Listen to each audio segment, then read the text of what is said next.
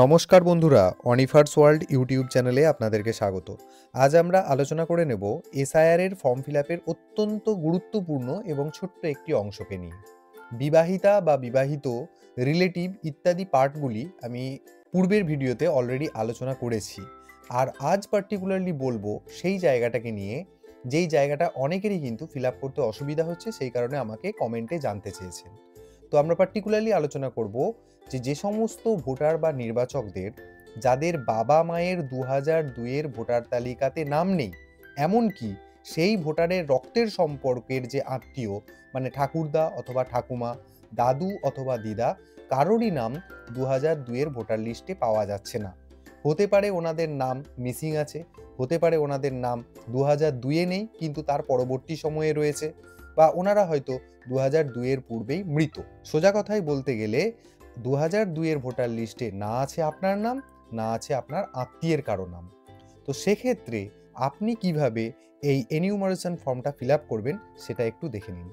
তো প্রথমেই এই যে ফর্মটা আপনাদের সামনে রয়েছে, এটা আপনারা সকলেই পরিচিত, তাই ওপরের অংশটা নিয়ে আমি সবিস্তারে খুব একটা আলোচনা করছি না, কেননা পূর্বের ভিডিওগুলো আপনারা জাস্ট একটু দেখে নেবেন। তো সিনপসিস করলে আপনাকে সবার প্রথমে যেটা নজর দিতে হবে, আপনি শুধু নির্বাচকের নাম যে জায়গাটা রয়েছে, এই জায়গাটায় 2025-এর যে নতুন ভোটার লিস্ট, তার সাপেক্ষে আপনার ডিটেলটা এখানে দেওয়া আছে, মানে আপডেটেড ডিটেল। এবার আপনি একদম ডান দিকে চলে আসুন, যেখানে লেখা আছে সাম্প্রতিক ফটো ছাঁটুন। এখানটায় আপনি আপনার সাম্প্রতিক, অর্থাৎ কয়েক মাসের মধ্যে তুলেছেন এই ধরনের একটি রঙিন পাসপোর্ট সাইজের ছবি চিটিয়ে দিন। তারপর সরাসরি চলে আসুন নিচের দিকে। মাঝের যে কলামটা আপনারা দেখতে পাচ্ছেন, জন্ম তারিখ থেকে শুরু করে স্বামী স্ত্রীর এপিক নম্বর যদি থাকে, এই অংশটুকুতে যেহেতু আপনার বাবা মা বা কোনো রক্তের সম্পর্কের আত্মীয়ের 2002-এর ভোটার লিস্টে নাম নেই, সেহেতু আপনাকে গুরুত্ব আরোপ করতে হবে সর্বাধিক এই জায়গাটাতেই। অর্থাৎ এই জায়গাটাতে আপনাকে 2025-এর ভোটার লিস্ট অ্যাকর্ডিং তথ্য দিতে হবে। কেন আমি এটার উপর গুরুত্ব দিতে হবে সেটা আপনাকে বলে দিচ্ছি একটু পরে। তার আগে 2025-এর ভোটার লিস্টটা হাতে নিয়ে এখানে তথ্যগুলি পূরণ করুন একের পর এক। প্রথমত, আপনার জন্ম তারিখ দিন। এখানে আমি পুরো কথাগুলো এখানে কিন্তু এক্সাম্পল আকারে ব্যবহার করেছি, সবটাই কিন্তু কাল্পনিক, কেউ ব্যক্তিগতভাবে নেবেন না। তো জন্ম তারিখে এখানে একটা প্যাটার্ন দেওয়া আছে, তারিখ, মাস, বছর, সেই অনুযায়ী কিন্তু আমি এখানে একটি জন্ম তারিখকে লিখেছি। এবার কনফিউশন হতে পারে অনেকের যে জন্ম তারিখ আমার ভোটার কার্ডে এক ধরনের আছে, আধার কার্ডে এক ধরনের আছে। তো সেক্ষেত্রে আপনি যেটাকে সঠিক বলে মনে করছেন, এখানে সেই জন্ম তারিখটাই কিন্তু দেবেন।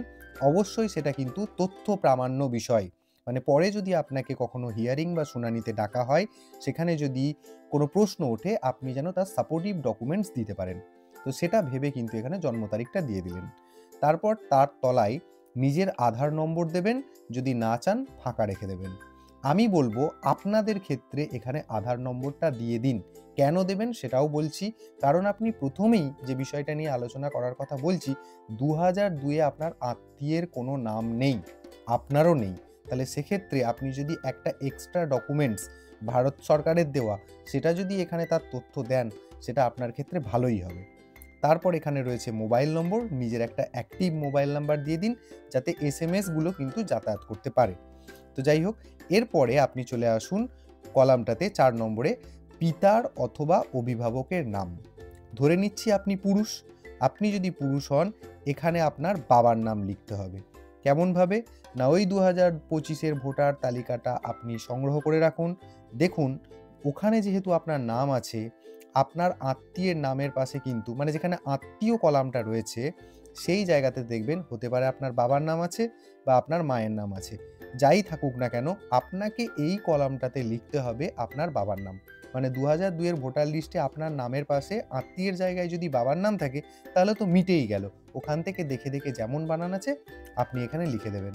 এবার হতে পারে আপনার মায়ের নাম আছে, তাহলে সেক্ষেত্রে আপনাকে কি করতে হবে, বাবার নামের বানানটা তো যেহেতু ওখানে দেওয়া নেই, বাবার নামের বানানটা আপনার অন্যান্য যে সরকারি ডকুমেন্টসে যেমন আছে সেই অনুযায়ী এখানে লিখে দেবেন। এটা হয়ে গেল পিতার অথবা অভিভাবকের নাম।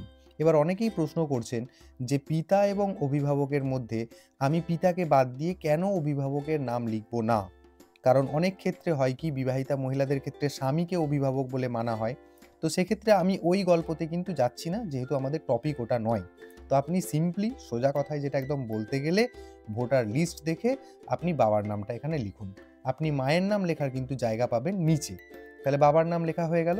লেখা হয়ে যাওয়ার পর নিচের কলামে রয়েছে বাবার এপিক নম্বর, এখানটাতে আপনাকে দিয়ে দিতে হবে। এবং যদি থাকে, যেহেতু আপনি 2025-এর তথ্য দিচ্ছেন, সেক্ষেত্রে আপনি এখানে কিন্তু বাবা যদি জীবিত থেকে থাকে তাহলে অবশ্যই ওনার এপিক নম্বরটা দিয়ে দেবেন। যদি মারা যান 2025-এর থেকে 1 বছর আগে বা একটু আগে মারা যান, তাহলে কিন্তু এখানে আর দেওয়ার দরকার নেই, কারণ কয়েকদিন পরেই আপনার বাবার ওই যে মারা যাওয়ার ব্যাপারটা নিয়ে ওনাকে কিন্তু ভোটার লিস্ট থেকে ডিলিট করে দেওয়া হবে। তাই এই নাম্বারটার সাথে কোনো সম্পর্কই আর থাকবে না, বা এই নাম্বারটা আর এক্সিস্ট করবে না। তাহলে আবারও বলে দিচ্ছি, বাবার নাম আপনাকে এখানে লিখতেই হবে, উনি জীবিত থাকুন বা মারা যান। আপনি চাইলে এই ভোটার কার্ডের নম্বরটা, বাবার ভোটার কার্ডের নম্বরটা জীবিত থাকলেও লিখতে পারেন, আর মৃত হলে কিন্তু একদমই লেখার দরকার নেই। তার নিচে রয়েছে মায়ের নাম।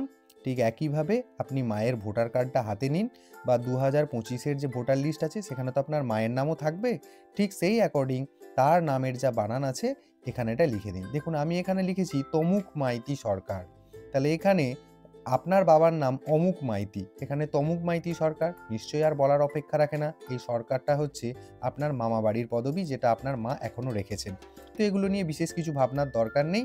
2025-এর লিস্টে আপনি যেমন দেখবেন সেটাই লিখবেন। মায়ের নাম লেখা হয়ে যাওয়ার পর নিচে লিখবেন মায়ের এপিক নম্বর। এটাও কিন্তু আপনি চাইলে দিতে পারেন, না চাইলে না দিতে পারেন।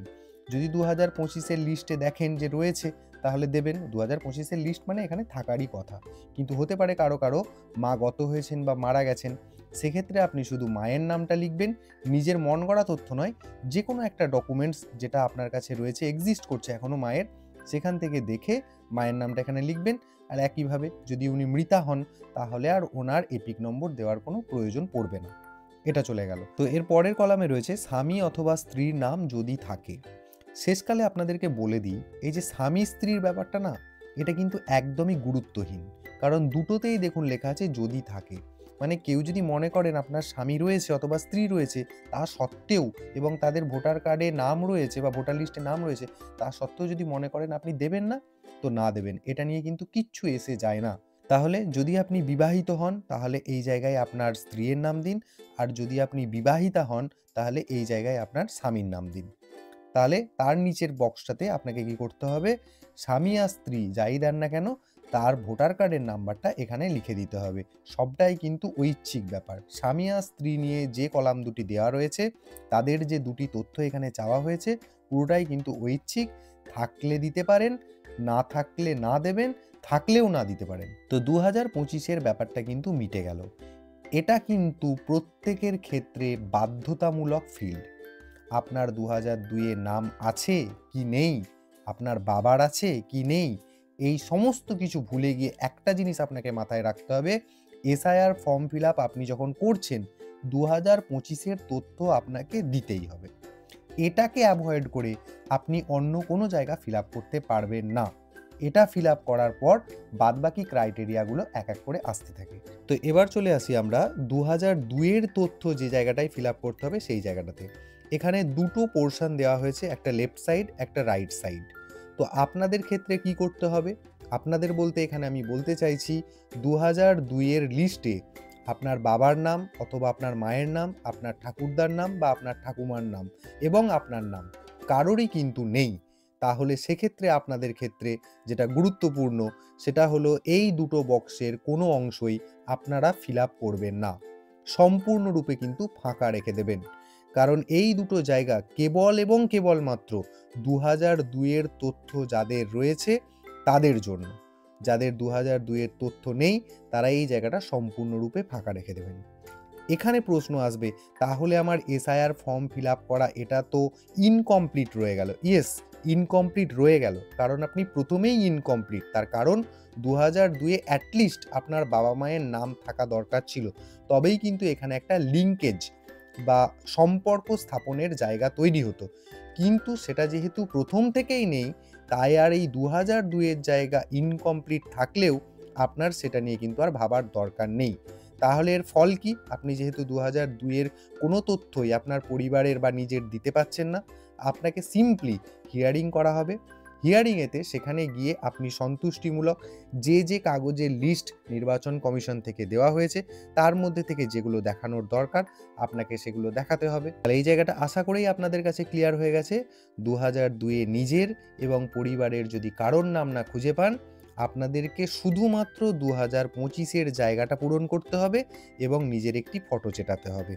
আর সবার নিচের দিকে চলে এসে এই দুটো কলামেতে আপনাকে হাত দেওয়া চলবে না এবং নিচের দিকে চলে আসবেন, যেখানে আপনার একটা সই কিন্তু বাধ্যতামূলক। সই না করতে পারেন তাহলে বাম হাতের বুড়ো আঙুলের একটা টিপ ছাপ দিয়ে দেবেন এবং তার সাথে সাথে যে ডেটে আপনি বিএলওকে এই কাগজটি জমা করবেন সেই ডেটটা এখানে উল্লেখ করে দেবেন। আর একটা জিনিস বলে দিই যে আপনি হয়তো দূরে আছেন, আপনি নিজের ফর্মটা নিজে ফিল আপ করতে পারছেন না, তাহলে আপনার পরিবারে যদি কেউ সাবালক সদস্য থেকে থাকে সে কিন্তু এই ফর্মটা ফিল আপ করতে পারে এবং সে সই করতে পারে। সেক্ষেত্রে আপনার সাথে সেই সাবালক বা সাবালিকার আত্মীয়তার ধরনটা কি সেটা এখানে মেনশন করে দিতে হবে। ব্যাস, মানে ধরুন আপনি কাকু কোনো এক ব্যক্তির, আপনি বাইরে থাকেন, আপনি ফর্ম ফিল আপ করতে পারছেন না, আপনার ভাইপো এই ফর্মটা ফিল আপ করে দিল, সে সাবালক, তাহলে সেই ভাইপো তার নিজের নামটা এখানে লিখে দেবে এবং ব্র্যাকেটে লিখে দেবে ভাইপো। ব্যাস, তাহলেই কিন্তু আপনার ফর্ম ফিল আপ শেষ। তাহলে আশা করি আপনাদের এই যে প্রশ্নের উত্তরে যে জায়গাটুকু আপনাদের জানার খুবই দরকার ছিল সেই জায়গাটা ক্লিয়ার করতে পেরেছি। তো এই ভিডিও যদি আপনাদের উপকারে আসে তাহলে অবশ্যই ভিডিওটি আপনারা সকলের সাথে শেয়ার করুন যাতে সবারই উপকার হয় এবং আপনারা যারা আমার চ্যানেলে নতুন তারা চ্যানেলটিকে সাবস্ক্রাইব করে নিতে ভুলবেন না।